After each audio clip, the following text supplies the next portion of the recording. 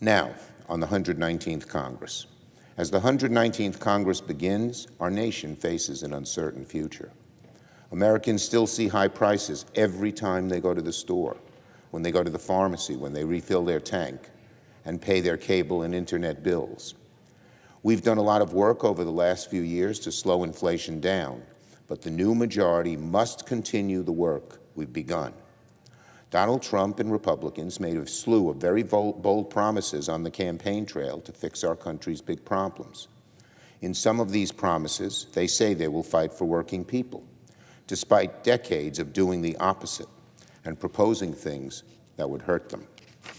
Democrats will hold Republicans' feet to the fire to ensure they are accountable to the American people. Promises to help working people sound nice, but they mean nothing without real results.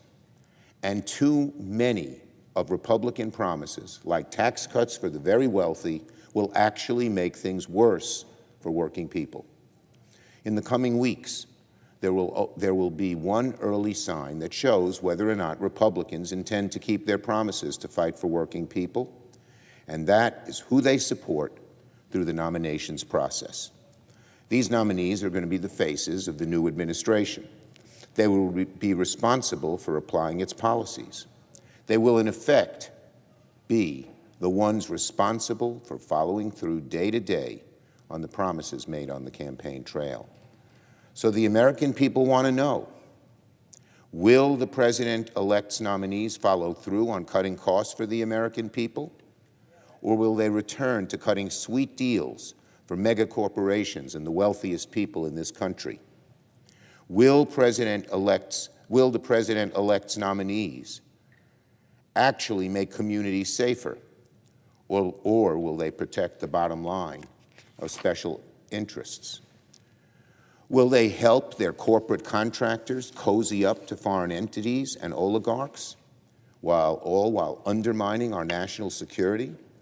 Will they spend time settling scores for President-elect Trump, or will they actually help keep America safer? Will the president-elect's nominees keep their promises to serve America, or are they just going to serve the swamp? We remember what happened during the first Trump administration. The swamp wasn't drained so much as doubled and tripled and more. Even during the last campaign, Donald Trump promised oil executives huge tax breaks if he won. That would be the opposite of the promises he made to the people. These are the kinds of things we need to know from the president-elect's nominees. We need to be fair but thorough and give every nominee a chance to make their case while also subjecting them to some tough scrutiny. That is, after all, what any reasonable job application process demands, whether you're an average person applying for a job or somebody being nominated for a very important cabinet position. So that's what we Democrats intend to do. That's what we will do. It's no different than what we intend to do on the legislative side. I will repeat what I said last week. Democrats are ready to work with anyone, regardless of party, to make life better for working people. Let me mention one example from last week.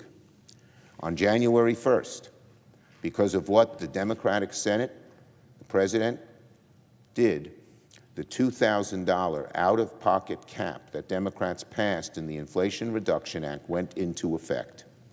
Thanks to that policy, millions of Americans with Medicare Part D will save thousands of dollars each year on prescription drugs. If Republicans want to strengthen policies like these and help Americans save millions more on health care spending, Democrats are open to working together. But our promise to Republicans also comes with a warning. Democrats will not hesitate to fight back if Republicans use their new majorities to hurt working families of America. If Donald Trump and Republicans use their new majorities to push the same old GOP policies of tax cuts for billionaires, cuts to health care, cuts to Medicare and Social Security, trickle-down economics, Democrats will fight back. If Republicans use their new majority to push policies that make life even more expensive for families, we will stand opposed. If Republicans go after Social Security or Medicare or Medicaid's people's paychecks, they will have to go through us. The choice is now in our hands of our Republican colleagues. They're now in the majority. They now have the responsibility.